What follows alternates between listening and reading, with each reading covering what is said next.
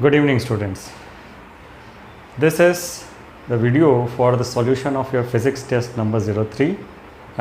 So we'll discuss all the questions one by one, and there are certain doubts which I will clarify. Okay, so the first question was, an electric dipole with dipole moment 2 into 10 to the power minus 9 coulomb meter is aligned at 30 degrees with the direction of the uniform electric field of magnitude 7 into 10 to the power 4 Newton per coulomb. The magnitude of the torque acting on the dipole is, see, you know the formula for torque. Torque is P cross E or PE sin theta. So P is given, P is 2 into 10 to the power minus 9 coulomb meter, and E is given 7 into 10 to the power 4 Newton per coulomb, and this theta is also given 30 degree. So this is a very simple calculation. P sin theta, that is 2 into 10 to the power minus 9 into 7 into 10 to the power 4 into sin 30 is 1 by 2, 2 to cancel, so it is 7 into 10 to the power minus 5 Newton Newton meter. 7 into 10 to the power minus 5 Newton meter. The correct answer is option D. Okay, so let's move to the second question. Careful measurement of the electric field at the surface of a black box indicates that the net outward flux through the surface of the box is 8 into 10 to the power 3 Newton meter per coulomb. What is the net charge inside the box? So if the flux is outwards, it is net flux is outwards, it's coming outwards, that means the charge inside is positive. इसका मतलब क्या होता है? Charge inside is positive, और flux दिया हुआ phi is equal to 8 into 10 to the power 3 newton metre square पर coulomb. अच्छा, phi is equal to q upon epsilon naught, implies q is equal to phi epsilon naught, है ना. This means phi की value epsilon naught की value है 8.85 into 10 to the power minus 12 into 8 into 10 to the power 3. इसको आप calculate कर लो तो इतना आ जाएगा. It comes 70.8 into 10 to the power minus 9 coulomb, जिसको हम ये भी लिख सकते हैं 0.07 micro coulomb. So the answer is 0.07 micro coulomb. Then third question is, a uniformly charged conducting sphere of 2 meter diameter has a surface charge density of 80 micro coulomb per meter square. इससे आसान सवाल क्या हो सकता है ना. क्या दिया है? एक स्फीयर है,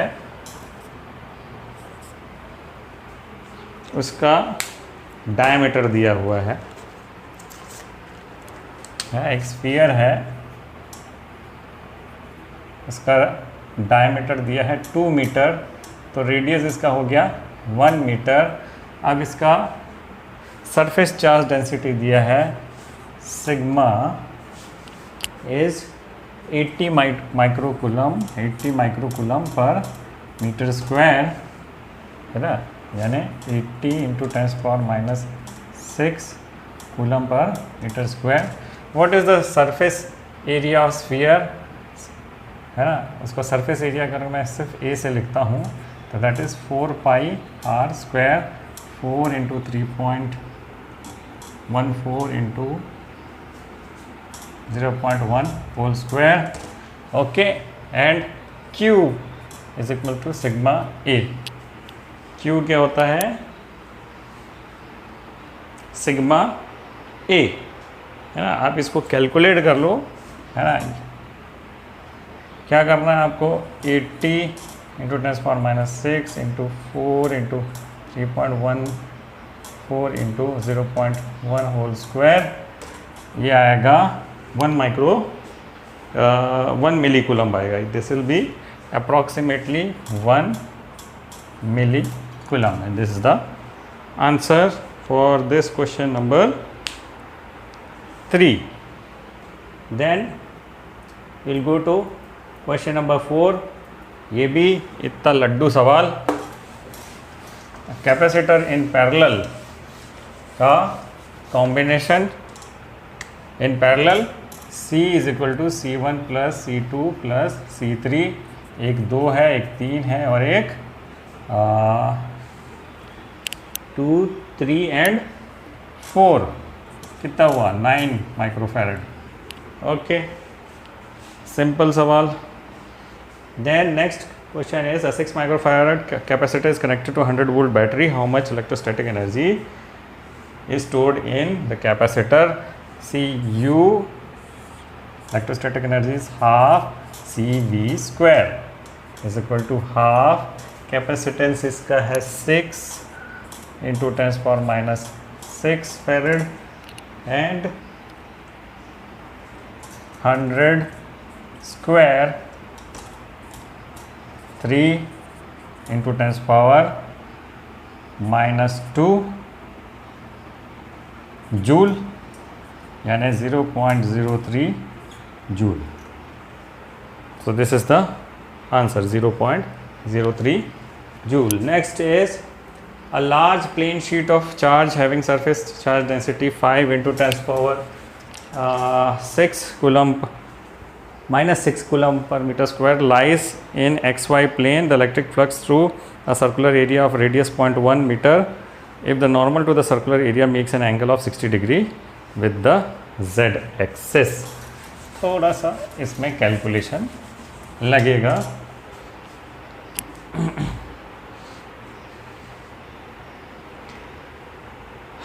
क्या दिया है, sigma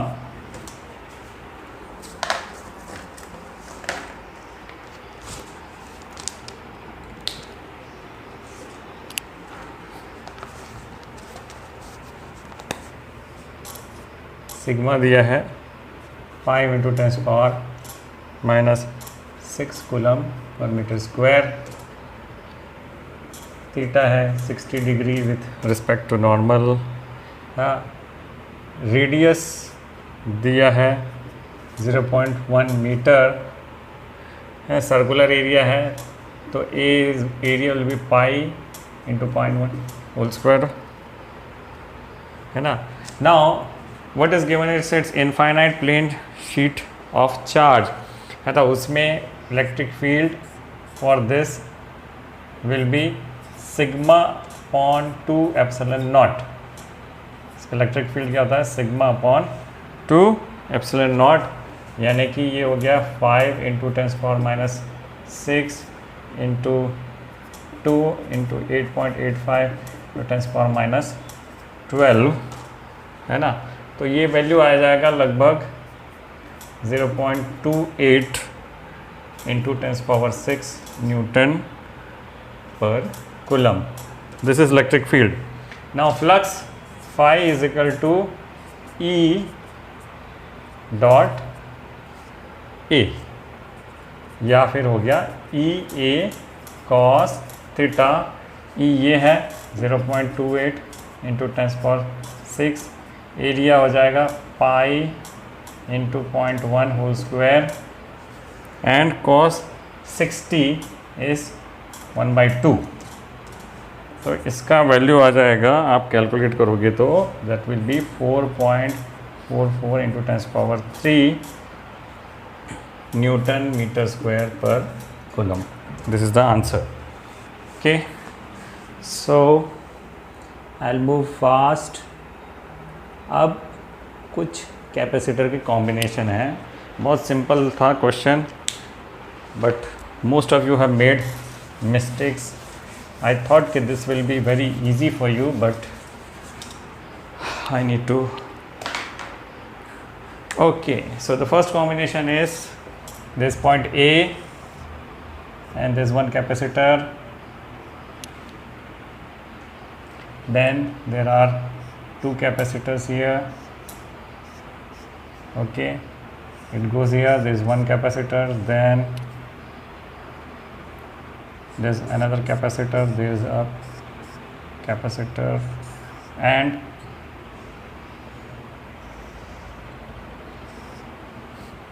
there's a point B.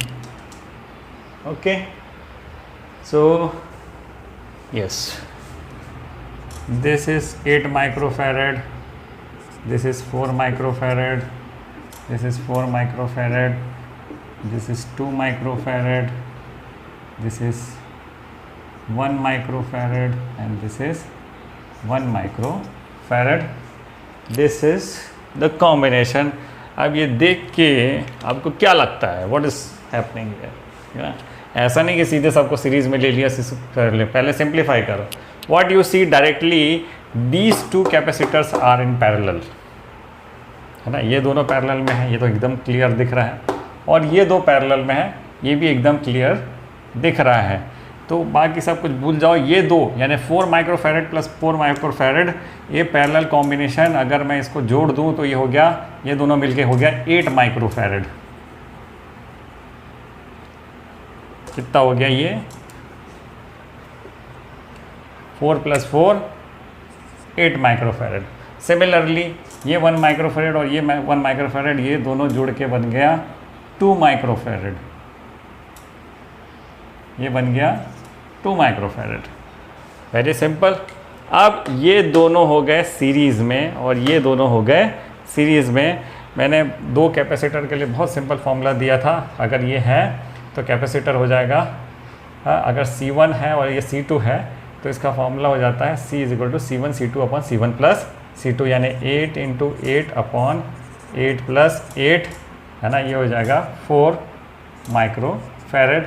तो अब ये दोनों मिलके बन गया 4 माइक्रोफैरड. क्या बन गया ये? अब ये एक कैपेसिटर बन गया 4 माइक्रोफैरड का. हाँ, अब ये दोनों सीरीज़ में हैं. अगेन 2 × 2/2 + 2, ये हो गया 1 माइक्रोफैरड. कितना बन गया ये?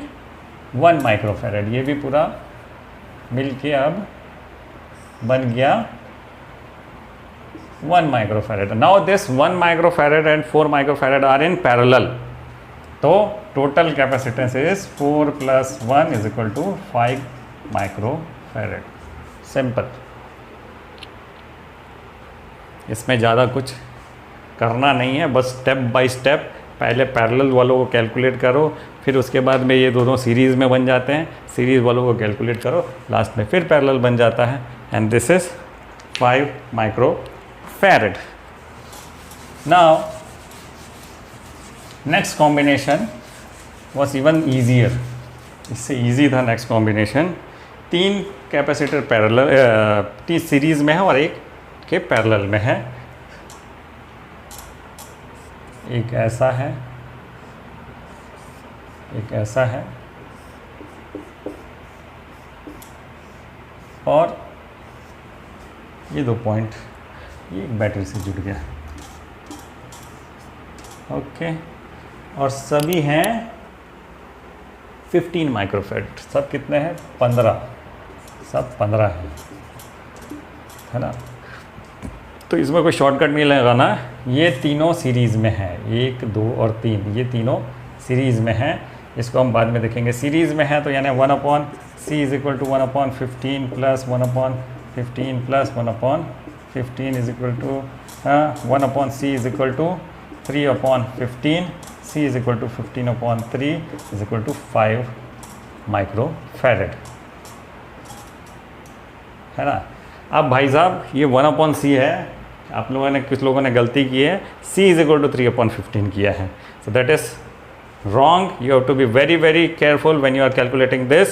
So अब ये तीनों मिलके बन गए एक कैपेसिटर जिसकी कैपेसिटेंस है 5, है ना. और ये दोनों हैं पैरेलल. 5 और 15 हो गए पैरेलल में.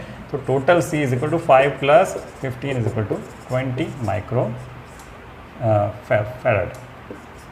फैरेड। हो गया, simple. Okay, now I will go to next question.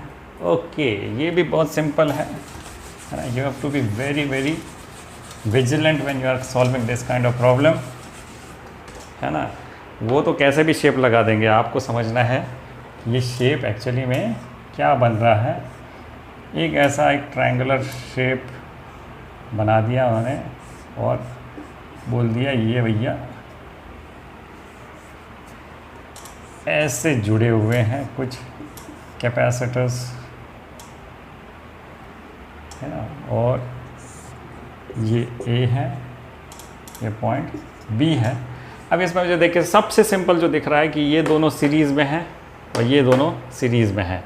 ये तो एकदम सिंपल दिख रहा है मुझे, दोनों 4 सब 4 4 है ना। ये भी 4 है, ये भी 4 है, ये भी 4 है, ये भी 4 है, ये भी 4 है। ये 4 और ये 4 मिलके बन गए 2 माइक्रो फैरेड, है ना। आप कर लेंगे उसको 1/2 1/4 प्लस 1/4 और उसका रिवर्स करेंगे तो ये बन जाएगा, ये बन गया 2 माइक्रो फैरेड। ये भी 1/4 ये मिलके बन गया एक कैपेसिटेंस बन गया 2 micro farad.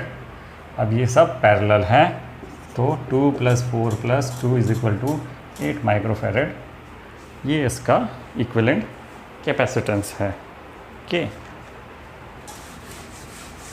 So this question is also through.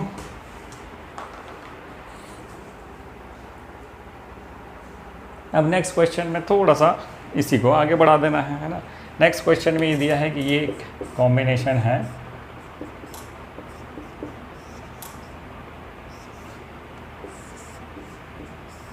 Okay.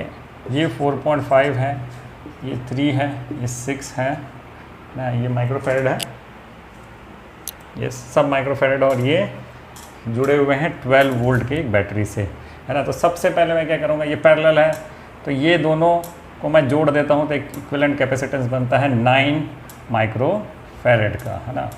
तो ये बन गया 9 माइक्रो फैरेड।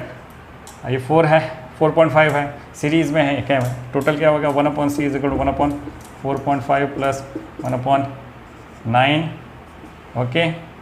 तो C is equal to 4.5 into 9/4.5 plus 9। तो ये बन गया, इसका अगर कैलकुलेशन करेंगे तो ये आएगा 3 माइक्रो फैरेड। इसका जो इक्विवेलेंट कैपेसिटेंस है वो 3 माइक्रो फैरेड आएगा, ओके। तो टोटल कॉम्बिनेशन का कैपेसिटेंस है 3 माइक्रो फैरेड, V है 12 वोल्ट्स, तो टोटल चार्ज Q हो जाएगा CV यानी 3 × 12 माइक्रो कूलम यानी 36 माइक्रो कूलम। ये पूरे सर्किट का चार्ज है, क्योंकि सीरीज़ कॉम्बिनेशन में चार्ज सेम रहता है। तो इस कैपेसिटर में जिसमें V1 है और इस कैपेसिटर्स में यानी इस कॉम्बिनेशन में V2 है, मुझे V1 निकालना है। चार्ज कितना है 36, कैपेसिटेंस कितना है 4.5 माइक्रोफैरेड, तो V निकालना है। तो मुझे मालूम है C is equal to Q/V1, C1 is equal to Q/V1। C1 है 4.5 इंटू 10⁻⁻6 कूलम फैरेड। Q है 36 इंटू 10⁻⁻6 कूलम और V1 पता नहीं, तो ये कट गया। V1 is equal to 36/4.5 is equal to 8 volt. इसमें कितना पोटेंशियल ड्रॉप है 8 वोल्ट का potential drop. So this is done, ये भी सॉल्यूशन हो गया।